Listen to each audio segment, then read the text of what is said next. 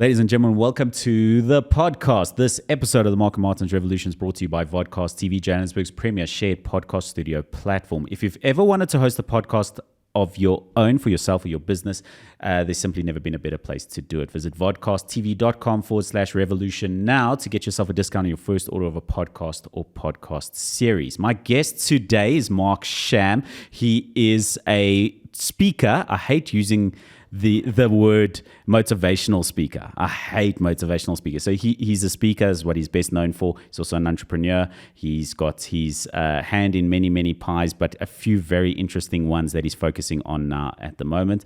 And one of the standouts for me is the founder of Suits and Sneakers. A revolution is a fundamental and relatively sudden change in political power. An organization which occurs when the population revolts.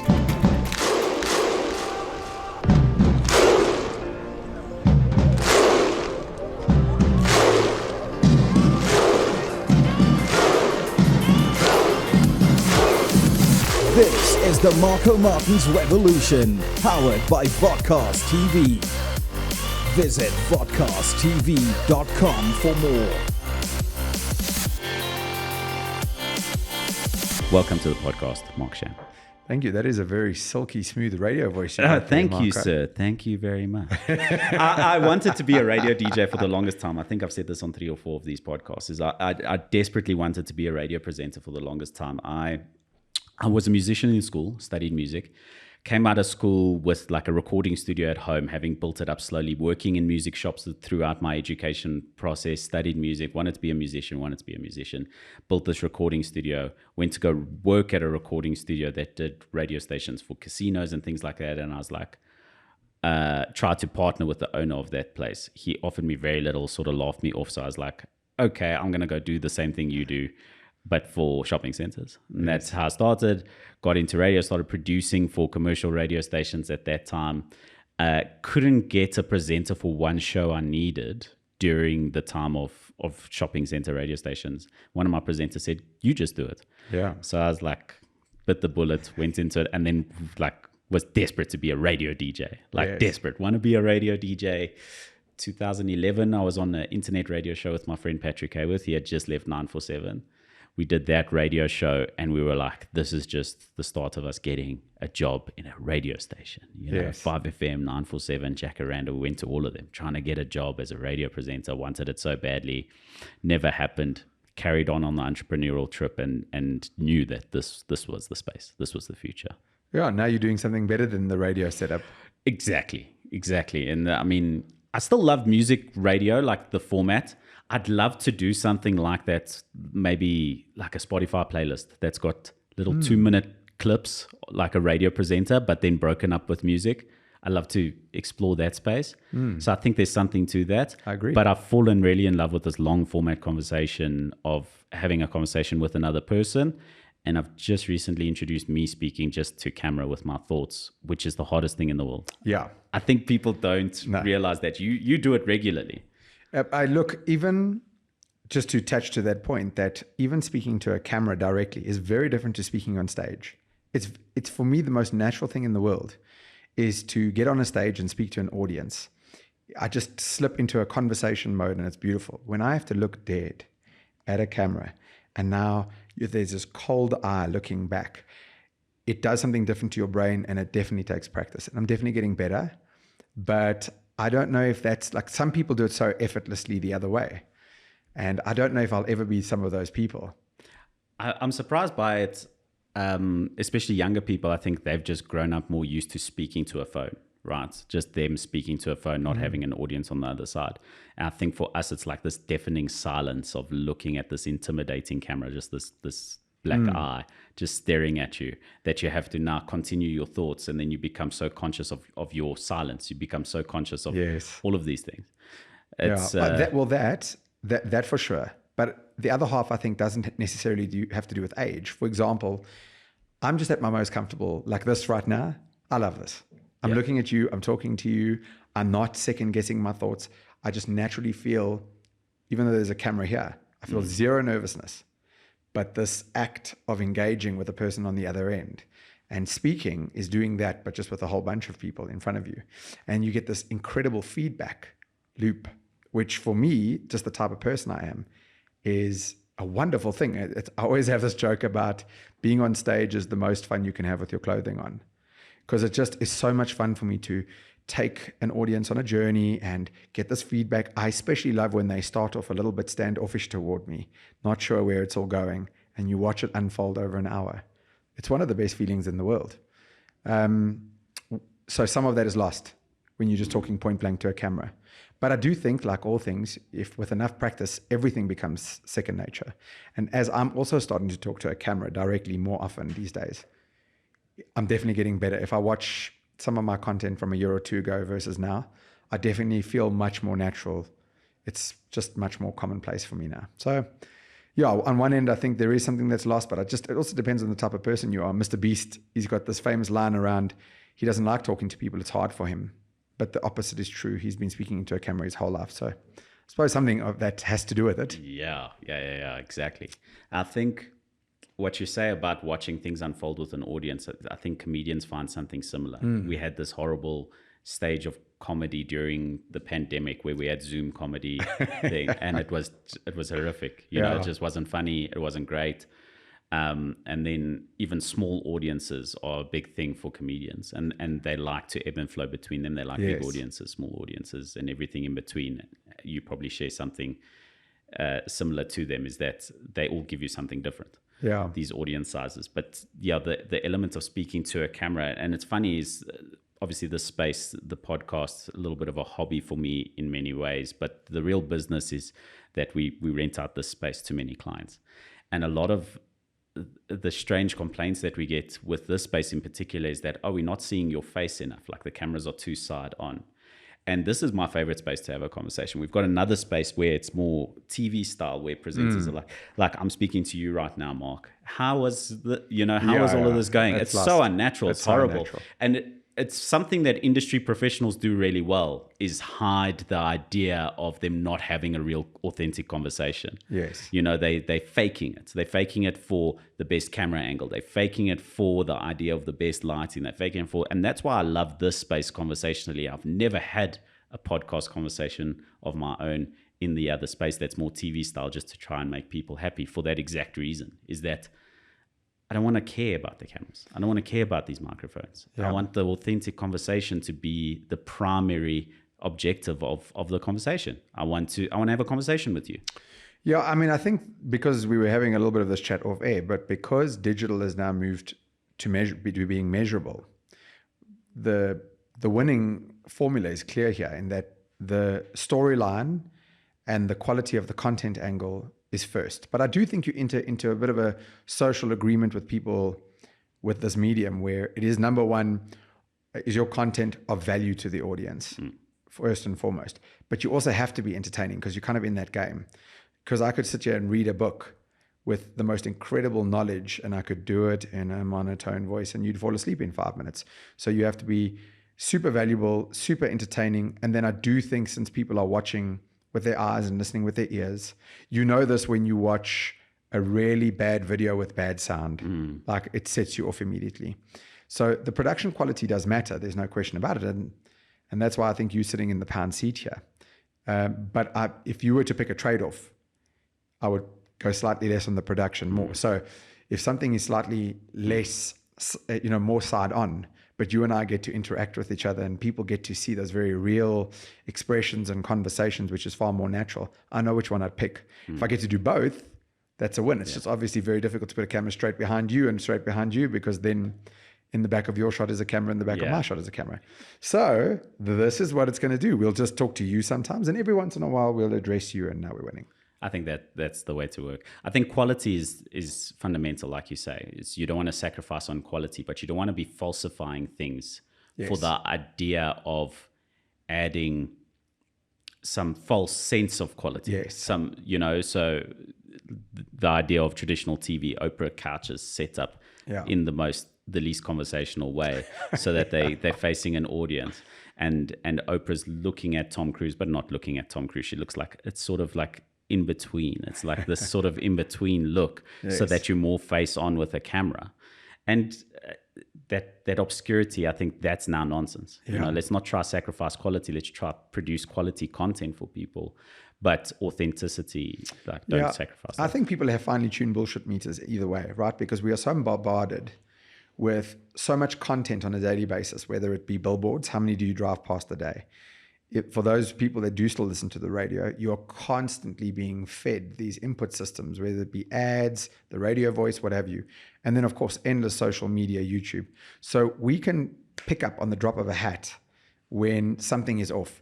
But what I think people don't understand about this medium being on the other side is that you're constantly running a line of tension. So you're wanting to make sure you're keeping it professional looking and the quality is great, and you and I will most likely look at it with a much closer eye than the average person does, and that's what we do. But you will only know in a moment, is it at the expense of the authenticity or the expense of the natural conversation? But that line definitely exists. I watch a lot of my own content back sometimes and I'm like, we just missed it there. So I think but ultimately the audience knows, because they've been well trained for 30, 40 years now to pick these things up. And so I just think, especially in people's voices, like you say, they can pick up where you've been off the mark of that tension. And I think the best way to develop those skills is to fail at it, like many other things. It's like the reason you get to a point where you can do that well is because you've failed so many times in getting to that point. It's like you've made so many mistakes, there's so many failures, and those are your biggest teachers, is your failures. You brought up Mr. Beast again. It was something we were discussing before. I think that's a fascinating subject, is how Mr. Beast has taken attention, which was already valuable to an extent, right? There was a stat I saw recently that 10% of the world saw his video 2 weeks ago or 3 weeks. So 10% of the world's population watched a video of his, which is remarkable. It's the first time in history. Unfathomable. It's huge. So he's got this massive, valuable attention where a lot of people would have stopped at, well, YouTube pays me for my views. That's the attention. That's the finance. That's the financial incentive in continuing to do this, is that I get paid from ad revenue in a very traditional model because I get paid for my attention. But he's taken it a few steps further than that, knowing that because he's got so much attention, the power is more than what people are prepared to pay for little bits of his attention. Look, I think there's a few things to his story beyond his videos that people should know about. So first, he's been YouTubing since he was 13, I think. Even now today, he says, to your previous point, forget your first 50 videos, or get to your first 50 videos as quickly as possible. They matter and don't matter. They matter because you're going to mess it up anyway. And the quicker you get to 50 within reason, the quicker you'll learn from the mistakes that you made. But if you're trying to get it all perfect from the get-go, it's never going to happen. Don't worry about it. Start looking at, and he gives some great advice there, like watch every video and see what is the one thing you can improve on. And it sounds very cliche, but it's true. Just pick one thing, make that better. It's like everything. But what he's done on the bigger scheme of things, and he fell into it by accident, but now he's capitalizing in a big way. And this is something I wish more brands locally and globally understood, is that if you own the audience because you've been giving them value for the longest time and you have a relationship with them, you control the narrative. So the traditional medium of advertising worked on the volume button, which got louder or softer depending on how much you paid for it. So I am a massive retail chain, and in the old days, I buy a TV ad or a radio ad or a billboard, and depending on how many of those I buy will depend on how loud the volume is. And the traditional, and then, of course, like TV shows like Friends was a really loud volume, so it cost you a lot of money, right? And then what you would do is, the more you shouted, the more return of investment you got. And that was the advent of the advertising industry that we know. But obviously, with the way that technology and these kinds of mediums has democratized access to the masses, you and I are effectively replicating our own radio show in shorter form, but on the upside with no rules. Maybe for now, we don't have the audience size of the bigger guys for now, but over time, you build up this audience and trust and relationship with them. And the key is that you have to give them some kind of value. So if you watch what Mr. Beast did at first, he was kind of playing these gaming videos and he was recording himself, and it was rubbish. It took him forever to get 1,000 subscribers and so forth. And then slowly but surely he started to figure out over time, like he says, this video doesn't land, but if I did this, while still being authentic to me, this works. And his big gameplay was his first ever brand deal he got was for $5,000. And he said to the company, give me 10 and I'm going to go give it away to a homeless guy. And they were like, why would you do that? Even his mom questioned him. But he had this thing in him that he wanted to help other people feel better. And that's what he did. He convinced them to give them 10 grand instead of 5. He recorded himself giving it to a homeless guy. Now, at this juncture, some people will jump on the woke bandwagon and say how he is documenting his generosity and whatever. You just pause that for a second. If you followed him for long enough, I think it's pretty clear to me at least that this is in him. It's his nature. So he does this and the audience blows up and he creates this genre. And so now he's constantly making these videos about him giving away stuff or making people's lives better. And in turn, people really want to watch this. And I don't think many other people can do it the way he does it because he's just on another level. In turn, what he's done is he's built up this massive audience, 130 million subscribers on YouTube, but he has a relationship with them. And he came up with this master stroke, and I don't think even he realized what he was doing. Basically, in COVID, restaurants couldn't have sit-down service, so it was only takeaway. And as we all know, whether locally or abroad, restaurants were suffering because they couldn't have people sit down and eat their meal at the restaurant. So he comes up with this idea for a video where he creates the Mr. Beast Burger app. And at the same time, he goes to a whole bunch of restaurants around America that aren't doing very well purely because of the pandemic. And he makes a deal with them. You make my burger, this is how it works, etc. People are going to order it through this app. You're acting as a ghost kitchen. You'll get the majority of the money. I'm just going to take a small cut. Let's make a video about it. And in one day, he flips a switch and he's got 350 or 400 locations. Unreal, right? And of course, because he makes the video about it, whereas the bigger brands like McDonald's and Burger King, etc., they pay enormous amounts of money, into the billions every year to advertise.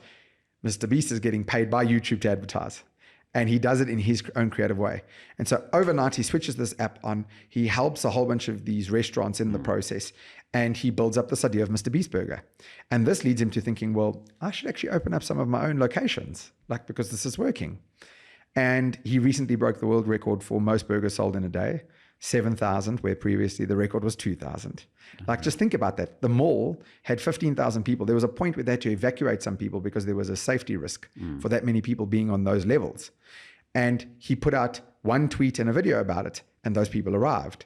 And he sold all these burgers, and now he's opening up multiple locations. And then added to this, he's recently decided to start, I don't know if it was before or after, but he started his own chocolate brand called Feastables. And so now, instead of taking a brand deal with a massive candy bar manufacturer, he's created his own. He's in every Walmart in the US, and he physically has run out of product. He cannot get enough supply for all the demand that's there. And now, because he does it properly and, he's wired a specific way, he could go into other niches and just eat the industry standard players, eat their breakfast in 2 seconds. So what it proved to me was, if you own the audience, you control the narrative. Last point to this. The flip side is it takes long to build the relationship with your audience. So what most big brands don't appreciate is whereas you can just go fire out a quick ad for your new burger and get a quick fire sale from that, it takes far longer to sit and do what we're doing right now, to figure out what is valuable to your audience, how to effectively create that value, and how to widely communicate it. It takes a while to build that relationship, but once you own it, so then you can control the narrative. But most big brands, I'm generalizing, don't want to extend their focus from the short-term rapid-fire option that they have to this longer-term play, because the thing they're using, return of investment, is so broken when comparing to TV ads, radio ads, billboards. It's like, so I must put out, 200 episodes of a podcast, and the first episode must get 200 viewers or listeners, and then I must build up. No, too long for me. But what they don't realize is in the long run, they're going to get out-eaten. I think it's for a few reasons. Number one, large corporate establishment, how the system works is that for you as the individual in the large corporation, as a marketing manager, you need to show results within a certain number of years so that you can get the benefits of promotions, bonuses, these different things, and that you don't get replaced. Yeah. Because your life cycle can be relatively short in the corporate structure. Yeah. So that's the one thing that doesn't allow them to take 10 years to build a relationship with their audience. Although I would counter that by going, instead of 10 billboards, Marco, do 9 and do one of these.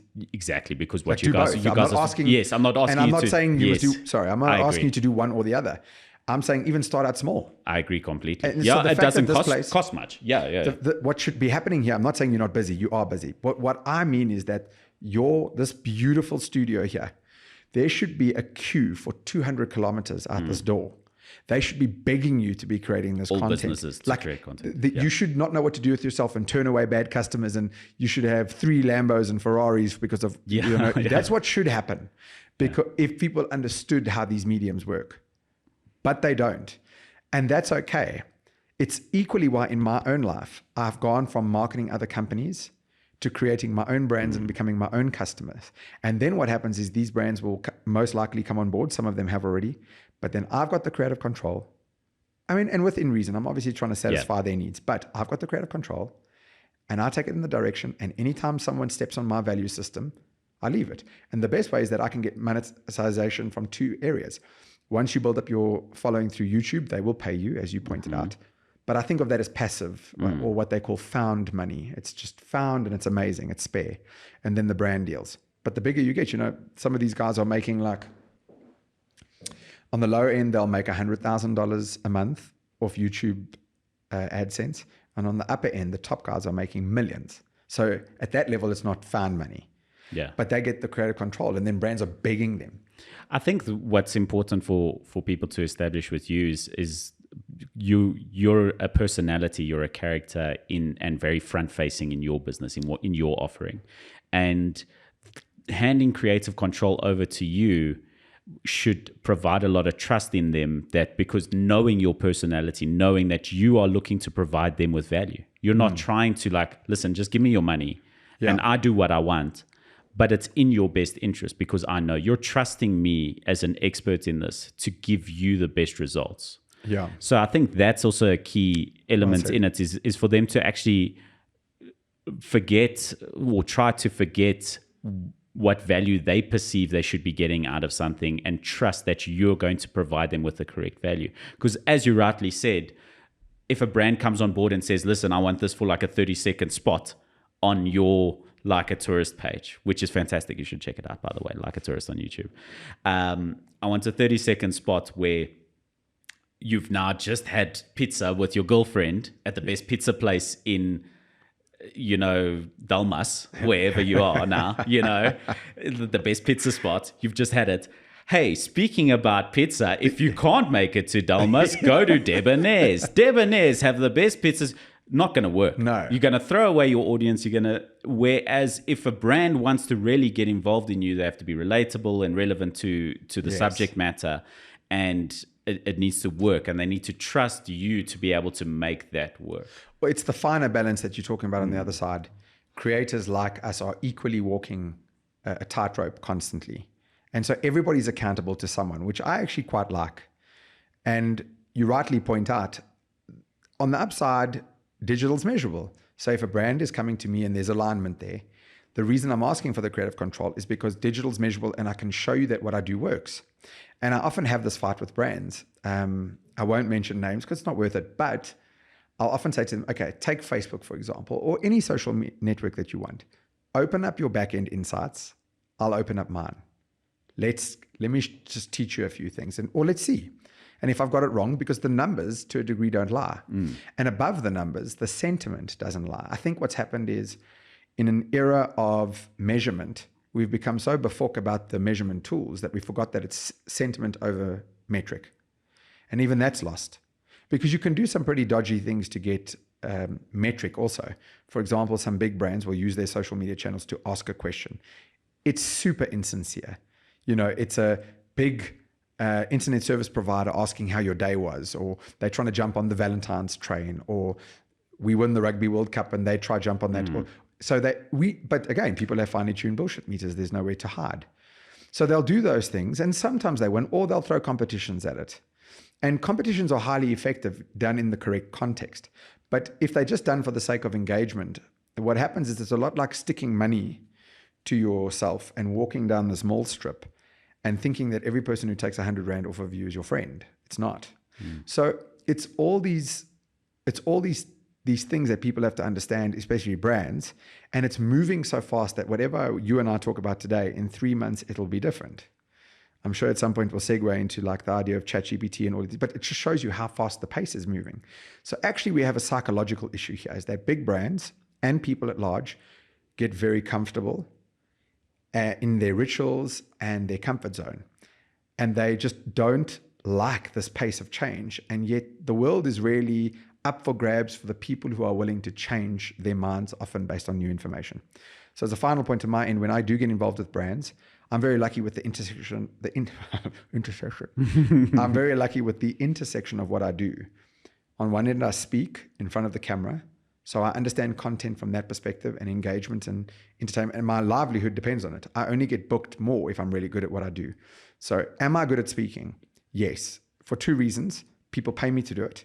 And the bigger reason is that those who I speak for book me to speak again. That's my only measurement tool. It's the most objective one I can come up with.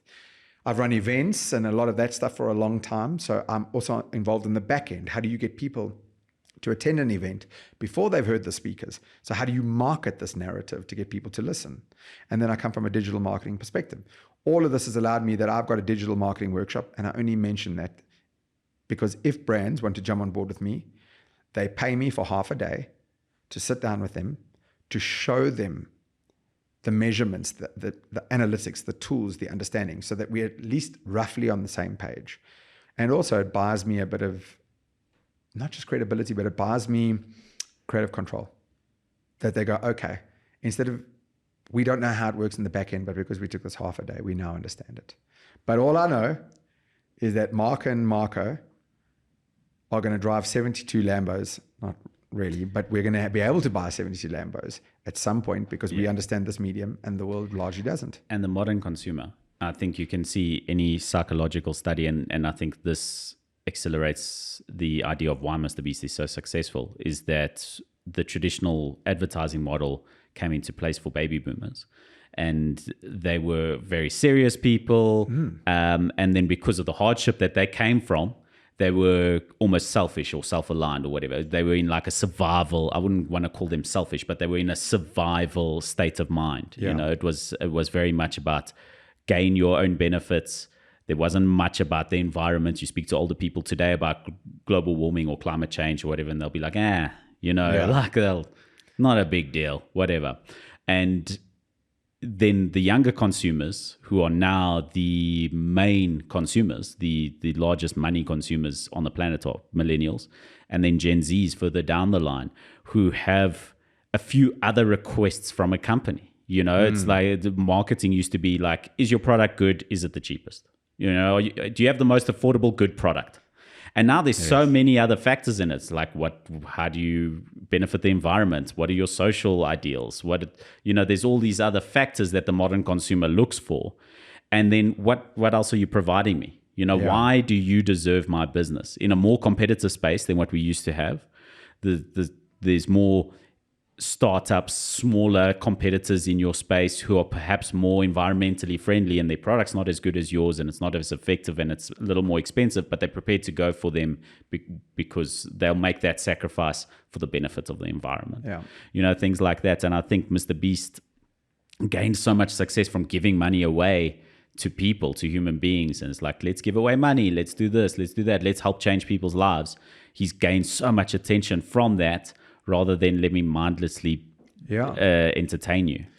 Well, I think he's gained massive credibility. You have a certain level of woke media that want to come at someone like Mr. Beast. He recently uploaded a video where he paid for cataract surgery for 1,000 people who went from blindness to seeing again. And the certain media outlets, prominent media outlets, accused him of capitalizing off of their misfortune, and even as far as being accused of ableism, as if to say, like, it was just such a mess is the point. No, say it. But say it. My audience, this is one thing I'll learn about my audience, is that you need to outright say when someone's being stupid for saying something as stupid as that these people might have been happy blind. Why are you paying for them to see? Well, it's just protecting my own mental resolve and also not going down too far of a rabbit hole. You're saying that blind people are less valuable than people who have sight. It was crazy. So the whole thing was crazy. But here's the thing that people don't appreciate. If you look at the facts, Mr. Beast has had his channel for over 10 years. He's been doing this consistently. He gave away that money when he had nothing. His story is well documented. Imagine you have nothing. Because he was brought up quite poor, just single mom, one brother. So imagine the first time someone gives you real money and you go give it away. It's in him. And how do you know this is the case? Because he literally put the first 2.5 years of videos were on his phone with no microphone, and it was rubbish. Then he made a little bit of money, so he bought himself a microphone. And all of this, to this day, is available for you to go see on YouTube. You literally can't fake this awkward, horrible-looking kid from that to this, right? It's impossible. But of course, people don't want to go do their own research, in inverted commas. They don't want to go at least do a little bit of background check and understand. And of course, you will have people jumping on Mr. Beast for helping cure 1,000 people's blindness. His business model works in that way. He needs to make a video about it because that's how he pays for the surgeries. Yeah. Unfortunately, again, people don't understand this medium. He could make another video and just keep the cash. So he decided to make a video and use the money, the proceeds from that video, to cure blindness. Which is why he's successful. But it's so crazy that so he's getting attacked. But my goodness, if a train derails in the US with all these potent chemicals, which is a more recent thing, the media don't talk about it because media is broken fundamentally. Yes. They need to do anything to get clicks. And this is why media, it's so hard for the average consumer or person to tell what's going on. But then at the same time, this is the rise that is happening between content creators like you and I and millions of other people. Yeah, I think that's a very important and very good point. And I wanted to come to that during our conversation, is that traditional media is dying. Yeah. They were nearly completely dead before the pandemic. I remember speaking about E-News Channel, and I mean no criticize to any individuals who work there or anything. I'm sure they're grand, but I think there was no thought to why E-News still existed in 2019. Then 2020 happened. We were all terrified, and E-News is already got the currency of attention once again. Yes. And I think that's the thing, is that, CNN, MSNBC, all of these different networks need to attack people like Joe Rogan, need to attack people like Mr. Beast, because they have attention. They're a direct, immediate threat to what their currency is, and it's attention. And it's the easiest attack. It's it's the low-hanging fruit. If I speak about Mr. Beast, I automatically get attention on me. Not only because they're a competitor, because if I do talk about the stuff that's less, talk about world hunger. Okay, well, kind of people care but don't care. So if you write an article today about world hunger, right, it's going to get 3 views, right? But if you attack Mr. Beast, just by putting his name in the title of your article or your video, people are going to jump on it. Yes. And so it's such an easy loop for them. It's not sustainable. That's the thing. They're in a survival state. Yeah. They're trying their best to survive and stay relevant, but they won't. They simply can't stay relevant. Well, it shows you they could have picked a while ago. They could have seen this trend coming, and they could have done this thing where they go, okay, we've got 2 engines running simultaneously. We have this traditional business model, and it works the way it works. But if we can split, because they had all the resources. Exactly. I mean, right? That's the biggest thing, is that you could have kept yourself safe from the oncoming doom that you now face, because you had all the resources to, first of all, see it coming, and second of all, do something about it with the resources and create a separate. But do you see why it's model. psychological? Because I often do this in one of the talks that I have. I say, I'm using these very overused names, but Nokia, BlackBerry, Kodak, okay? They all got eaten by their own products that they created, and they didn't move. So I always pose this question. Do you think the people at Nokia, do you think they didn't have enough money? Well, we can go look at their market cap value at the time when they were at their top. They clearly had no shortage of money. Do you think they didn't have enough smart people working for them? They had the best of the best. They had all the resources available to them. Do you think they were lazy? No. So how does a business that invents the digital camera get eaten by its own product? And it's much more psychological than it is access to resources. That's what's happened to the media. They have the resources, they had everything. But the concept of the pace at which things are shifting is too hard for them. Two, their short-term thinking dictates that instead of having these two engines running simultaneously, we'll build this. And not everybody has done this. Like some media outlets have spun off in the right way. So kudos to them. But in general, on average, this concept of having two engines running simultaneously, our old business model, so we don't want to kill it, but we kick these little experiments in these little startups on the side to get that moving. What they don't appreciate is that psychologically, having two engines running simultaneously at once, there is an immune system response from the overall business.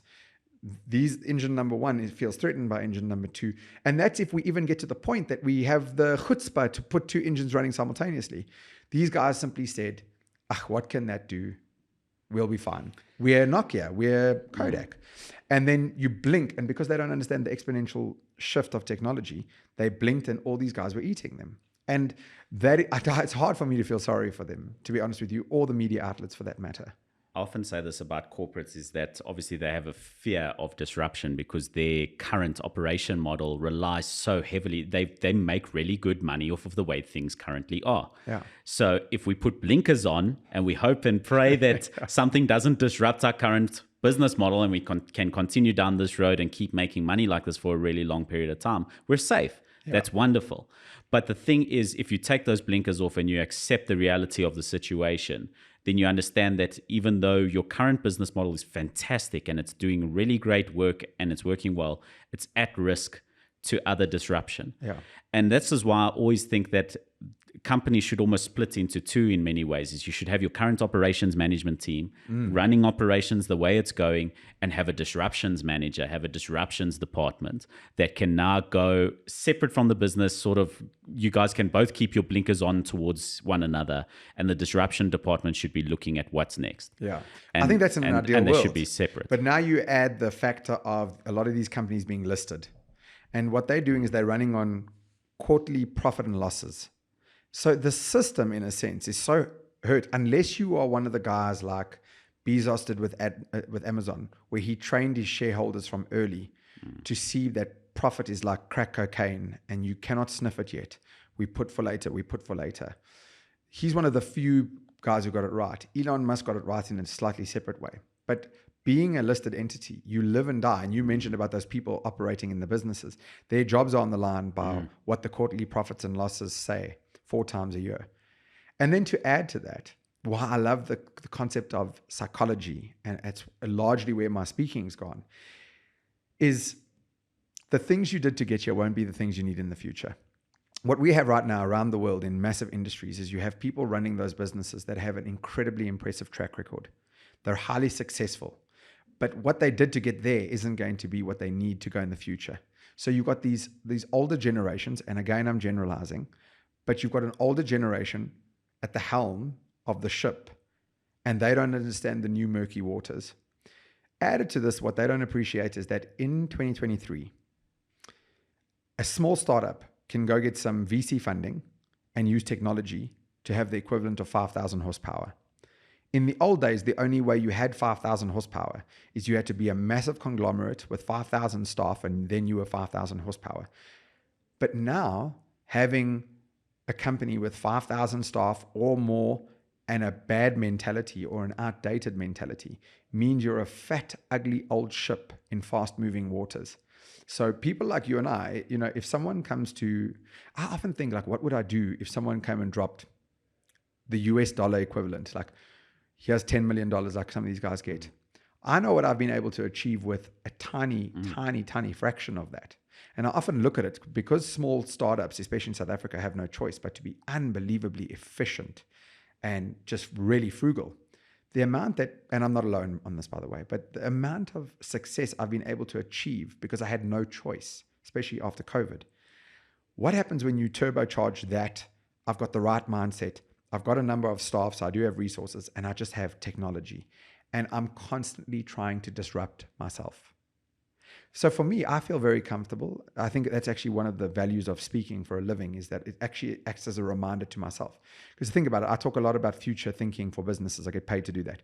But once a week, I'm getting up on a stage and I'm sharing these ideas. And what it does is it's reaffirming in my own brain what I have to do. And when you do that enough, the repetition of talking about these things enough, of course, there's still no substitute for the action, but it really primes me to take that action.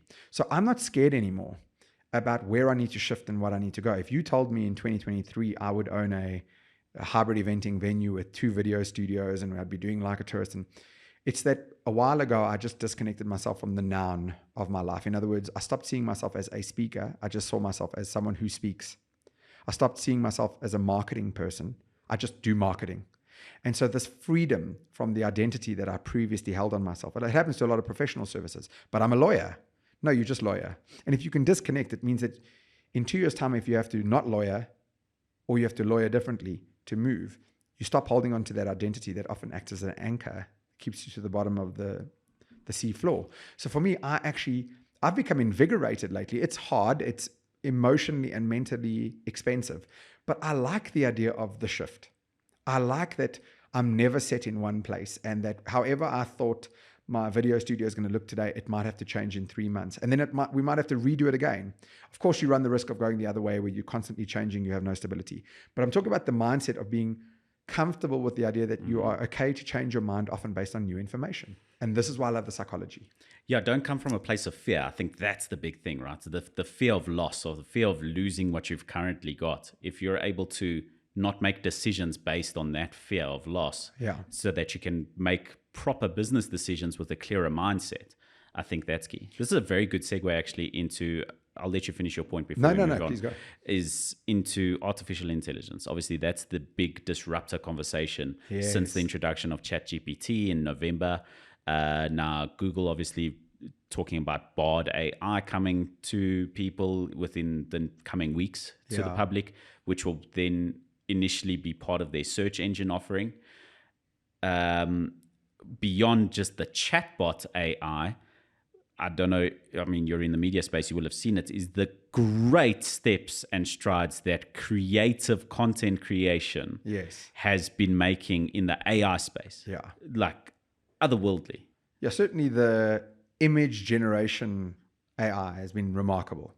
If you look at what the first version looked like to the second version, and if you apply an exponential mindset to that, what version 5 and 10 will look like is frightening. And that's in 3-month cycles. Yeah. They will naturally slow down in the same way that the gap between the first iPhone and the second iPhone was massive. And now we see these iterations of each other. I think 4 now. But yeah, you bring out a point. And so I want to circle back by first saying I'm going to create my punchline and then we go into it.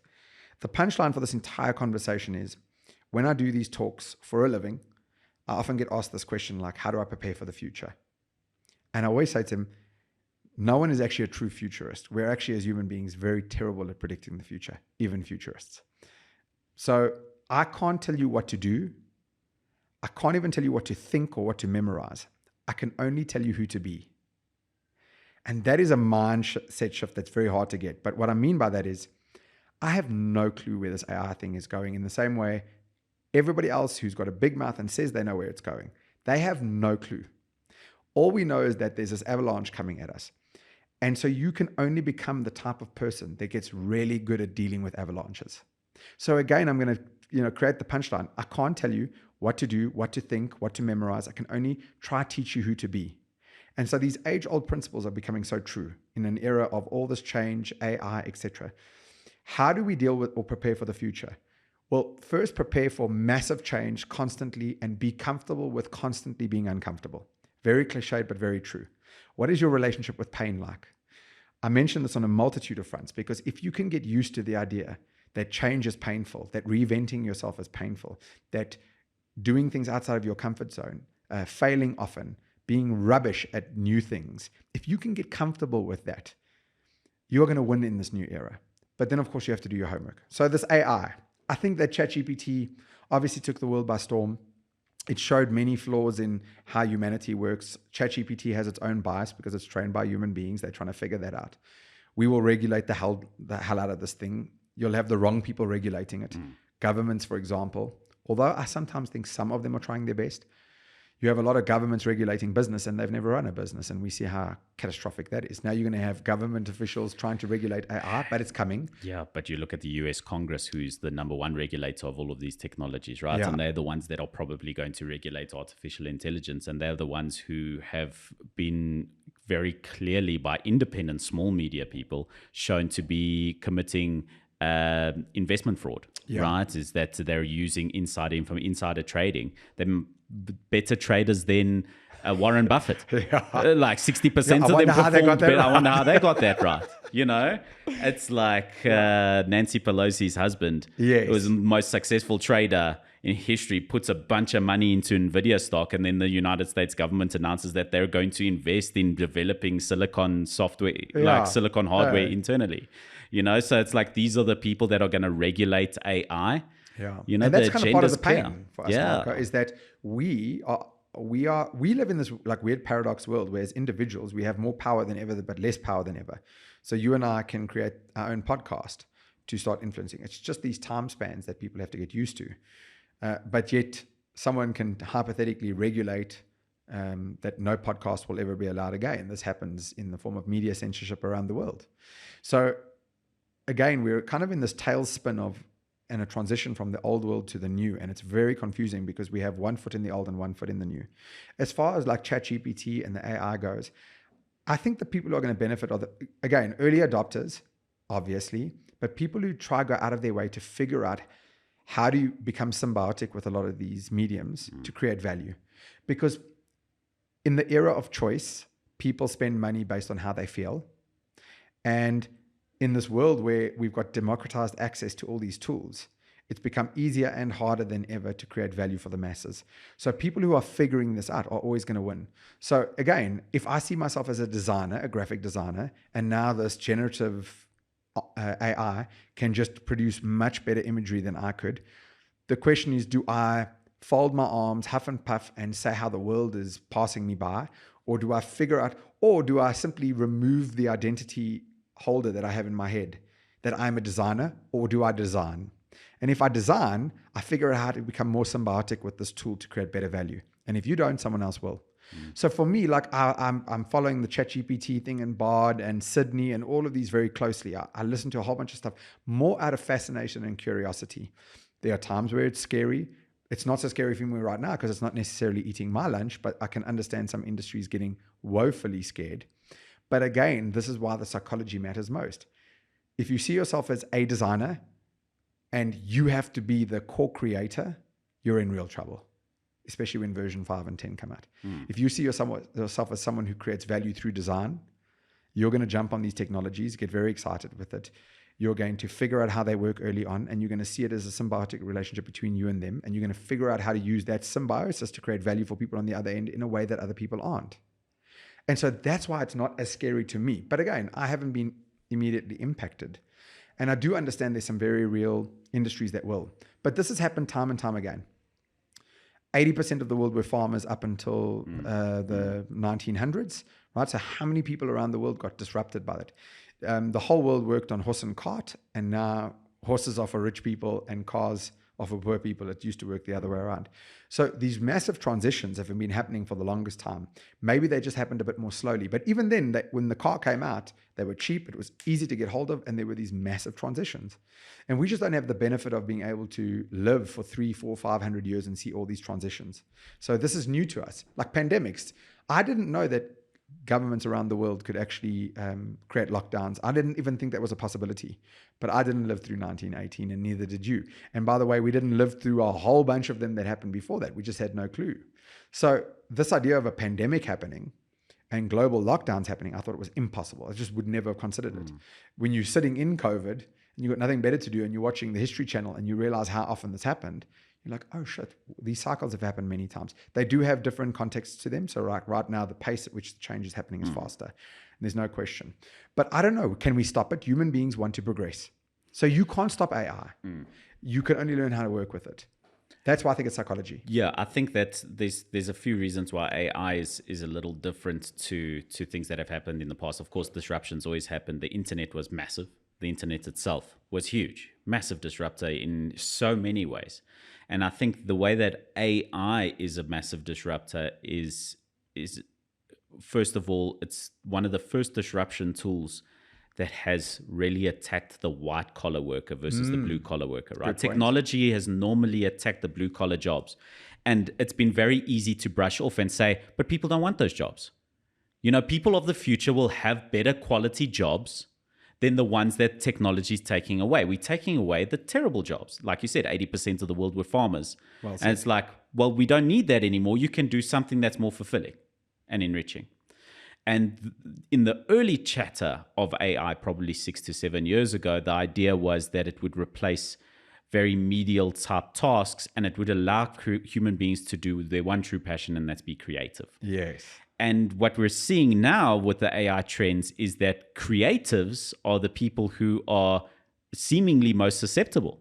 Is that actors, for example, are looking like they're going to become redundant within a few years, let alone in the long term. They'll be able to create a model of an AI human being that will be better for the audience, right? Yeah. And it's like, how do we create the perfect person who's great for an audience? They need to look sincere, but they need to look fierce, and they need to look authoritative and whatever. No, what we're probably going to see in the future is that every single person is going to watch a movie with a different actor in it. The AI is going to generate, based on your personality, a character who's better relatable to you. Or it's going to generate new movies for you every single day based on how you're feeling. It's going to create a new movie for you as an individual. Much like if you ask ChatGPT to write you a bedtime story right now, it will write you a bedtime story. And like you said, this is early iterations of it. So what's going to happen maybe in the future is if we start valuing human beings for not the quality of the product or how affordable it is or whatever, it's like, come and see a movie in my movie house that was filmed with real human being actors. Yeah.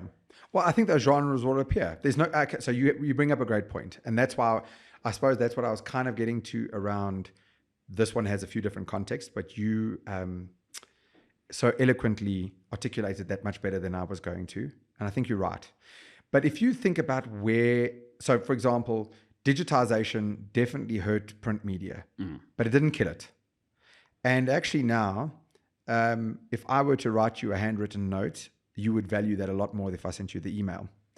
It's a good and bad example for a few reasons, but it all depends on why you value some of the things that you do. So let's take music. You were mentioning that you were very passionate about it as young and still are. You're a musician.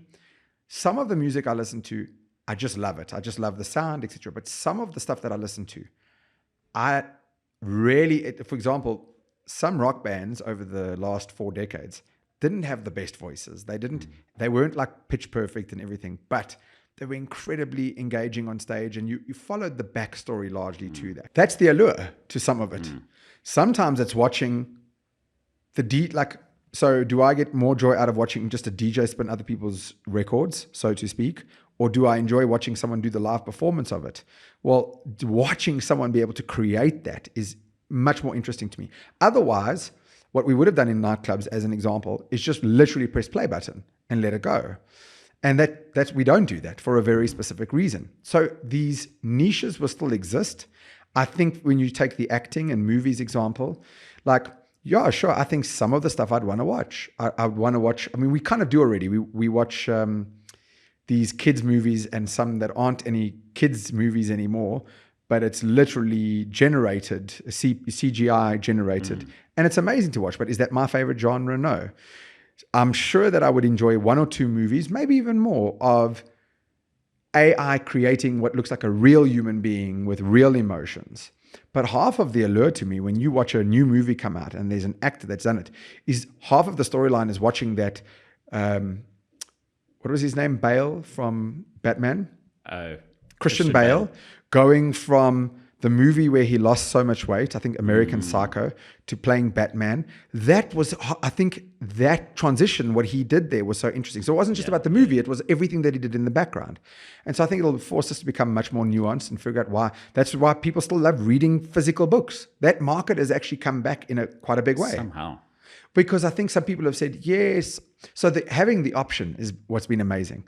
I actually quite enjoy reading a book physically too. I don't want to take 20 books with me on an overseas trip. So I'm going to take my Kindle for that.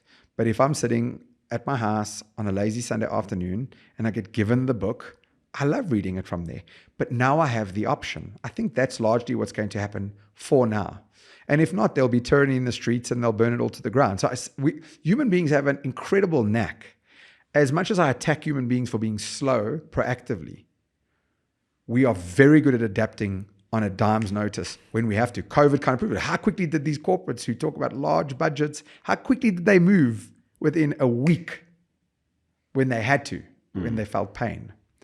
I think we're going to figure it out. But the world is up for grabs for people who are early adopters, mentally and emotionally, who aren't scared to try something new and look stupid in the process. They're not scared to experiment often and fail miserably, but get better. The world is up for grabs for those people, not solely consumers, I think. I think that something you mentioned earlier is absolutely key now during this new artificial intelligence wave and what's coming. The avalanche that you said is coming is get ready for pain and change your relationship with pain, because pain's coming. But if you can handle the pain, then you definitely prepare for that, because I think if you can prepare your mindset for it, then you've got a great chance of succeeding at the end of it. Otherwise, we can integrate with it. That's a great way of doing it. Like you said, as a designer, use it as a tool. Or otherwise, we're going to end up in Elon Musk's world where he reckons that we have to fully integrate with the AI, with the Neuralink, to not become completely redundant as a species. Yeah, I think human behavior still plays a really important role as to what drives our behaviors. Like, why do we buy from this company and not that company? Why do we like individuals more than nameless brands? There's still something behind it. We still are attached to the human aspect of it. And so sure, for some industries, the pure efficiency that AI can drive is frightening and it'll be used. But in other aspects, it will start to create a new value for human beings that can create. I mean, I think the internet destroyed many industries in some instances, but it also, look at the world. So I've gotten into TikTok lately more as a consumer. And I don't mean scrolling mindlessly. What I'm fascinated by is the latent human potential that sits on something like TikTok. That because of this app and the smartphone, what people can do with these editing suites, literally with the phone and a piece of software, the kind of content that people all over the world, some you would least expect, what they can create to get me glued for a certain amount of time and can't stop watching, that's unreal. So for them to be able to create that, we needed to have this technology that democratized access, and it needed to destroy other industries so that you have it here. But where these are closing, these others are opening. So again, YouTube and what it's done to many facets of media, what the internet's done to media, but what it's opened for the new world of people that's come along. And that's just it again, the people who are willing to eat shit early on with YouTube, when there was no AdSense, when they were just doing it for the love, they figured it out over time. These are the guys that are winning. You talk about Joe Rogan, like he physically commands more of an audience per episode than any of these outlets could in their lifetimes. Like, it's unreal, the stats. So the future favors the people who are willing to get in early, and not just early. It doesn't mean if you don't get in early, you're screwed. But the people who are willing to like shift their mindsets quickly and not jump. You know, like I've always got this joke. You realize someone was the last person to buy a fax machine. Like someone went to the store one day. They were the last person. And they spent that money believing in that technology. Whoever that person was, don't be that person. But there are people out there that exist. There are people out here not for efficiency reasons who will still hold on to that feature phone. Not because they're trying to dumb down their lives and they know that smartphones exist and they've tried them, but they found this to work better. Talking to people who go, no, this is still the best version of a phone. Those people exist. Those are the people they could kind of hide in previous times, I think. I don't think there's any hiding for them anymore. So again, the psychology is so interesting. And so like what you say, relationship with pain, but this affects so many other aspects of your life too. COVID taught me this in such a horrible way, because I think I'm not scared to try things, because for the first time in my life, I felt what it was like to have nothing. Like I was riding this incredibly high living life, living in 2 countries at once. I had a really good thing going, and COVID just destroyed it. And it's still not fully back. But the one gift that COVID gave me is I know what it's like to have everything taken away through no fault of my own, and I know what it's like to build up. I know what it's like to have my back against the wall when a government says you can't operate. but we won't help you with money. What do you do? That is what helped me understand how to relieve myself of these identities. Because if I held on to the idea that I speak and the way I speak is to an audience, and now I don't have that feedback loop and the whole joy and passion of it is lost, I would have just died right there on the spot. If I didn't then set up the Tryst, which was an immediate response to COVID, and if I didn't suck up the pain of now talking to the cold camera lens, but learning to get better with it. If I just then said, but it's not the same, so I'm just going to find the 7 people who do want to take me back in, or I'll just wait until it comes back, I would have been dead. And so that has been such a valuable lesson around relationship with pain. And just to clarify that or qualify it, it doesn't mean you're sadistic. It doesn't mean you go looking for pain. And you can only have a real relationship with pain if you don't keep making the same mistakes, because then you're learning the lesson. But it's almost like when pain is beset upon you, which is impossible to avoid, you will experience failure through your experiments. You will hurt people even when you don't mean to, as a lash out response when they hurt you. Sometimes you will hurt really good people through no fault of their own. And sometimes you'll be the person in the reverse.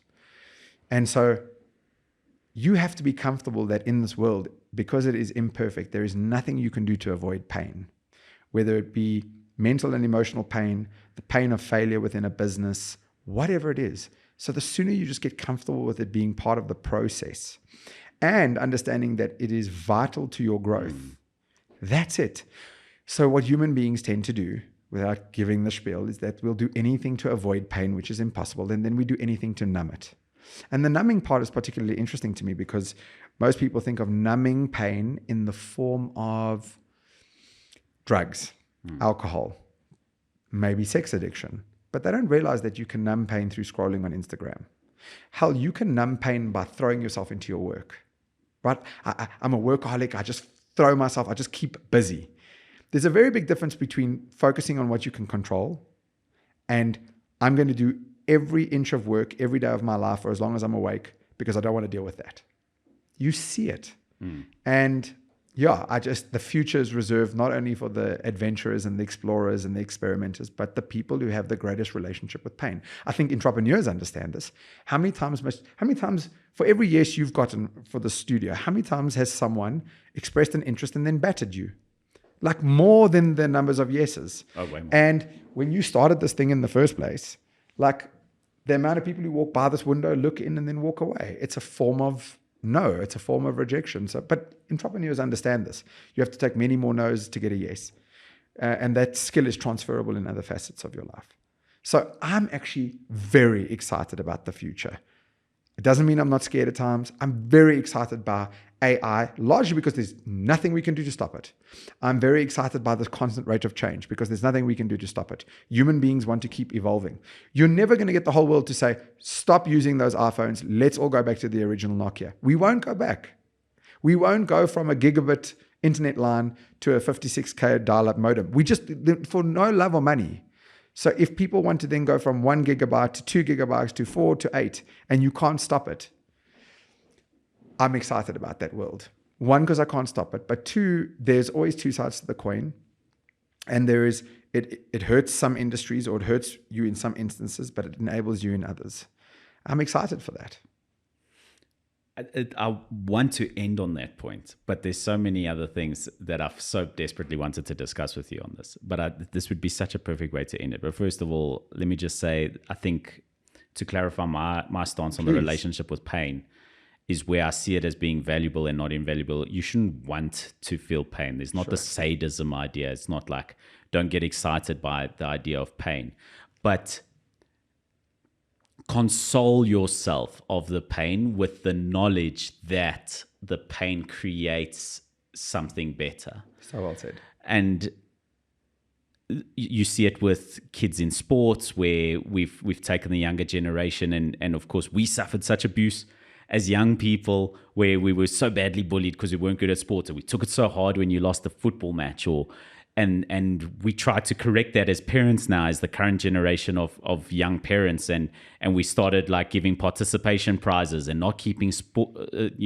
don't keep score in sports, and we've now realize that, oh, that was a disservice to the child, Yes. that they didn't face enough adversity to grow and become better and actually achieve something, which actually created the self-esteem that we were trying to protect.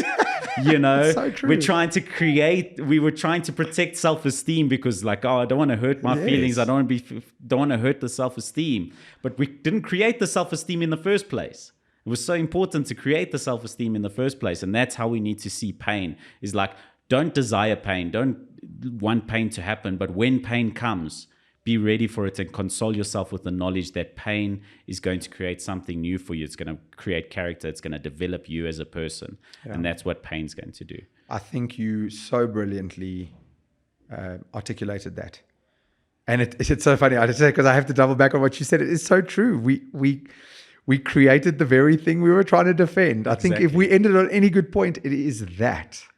Well, I think the strongest point that we need to end on for South Africans right now is, let's hold our government accountable. There's too much coming for the rest of the world for us to fall behind. It's a beautiful country. Like a tourist, follow it, go see parts of our beautiful country that we've got. We've got incredible people here who want to do more, who are capable, who are skilled. And stage 6 load shedding is not acceptable. I had a cold shower this morning. It's why I'm invigorated. So I'm going to take that positive. There's the first spin of pain of why I'm able to speak so much and be invigorated on this podcast, because the shower is really cold because of stage 6 load shedding. But I think we need infrastructure. We need to work together as a team, and we need to hold our government accountable for what's going on. If I can end on this note with what you've just said, I totally agree that we have to keep our government accountable. There's no question. I think what's really hard at the moment is that people are like, we're just trying to keep our heads above water. So you see there's like a bit of donor fatigue happening. Like, I don't have a lot of time to begin with. But I do think we have to hold them accountable. I would also say that, and Brent Lindeque, the Good Things guy, really nails this in one of his talks, is that an active citizen is just someone who just takes one idea and takes control of it. That's it. What people don't appreciate, there's that classic saying, but I'm just one person, said 8 billion people. What is unbelievable with all the technologies that we have at our disposal, social media, etc. You and I could start an idea today. I know this because I do a lot of them. We could start an idea today, and within a month, we can have a whole bunch of people who join us. So let's say we just wanted to start a feeding scheme. We don't have to quit our jobs. We don't have to become activists. We don't have to do a lot of things. Simultaneously, we must keep this government accountable. They need to feel the consequence. But also what's in our control is fixing the little thing that's just right in your control. And so I just see people waiting for someone else to fix something. But the very essence of being an active citizen is not quitting your job or starting an NGO. It's just doing that one thing that's in your control. And it's funny because once you start something, it's a lot easier for other people to follow. So if I said once a week, I'm going to gather and make sandwiches and I want to distribute this, it's a lot harder to start the idea. But if you hear about the idea and you think, well, that's great, and I've watched you do it a few times, I'll come join you.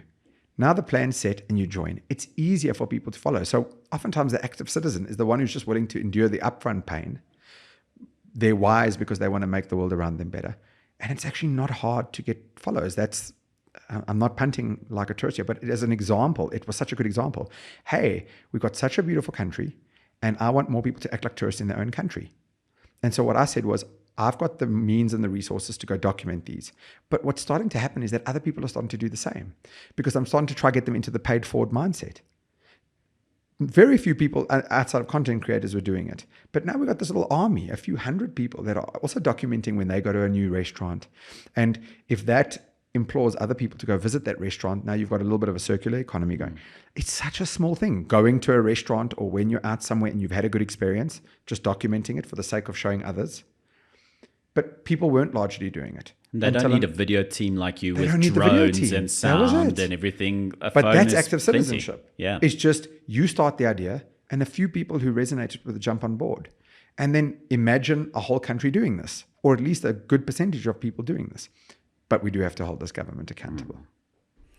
Mark Sham, thank you so much for joining me on the podcast. This has been another episode of the Marco Martins Revolution. Remember to visit vodcasttv.com/revolution now to get yourself a discount on your first order of a podcast or podcast series. Of course, if you want your podcast for yourself or your business to look and sound and feel a little bit like this, even if your subject matter is a little bit different. For me, for now, it's goodbye.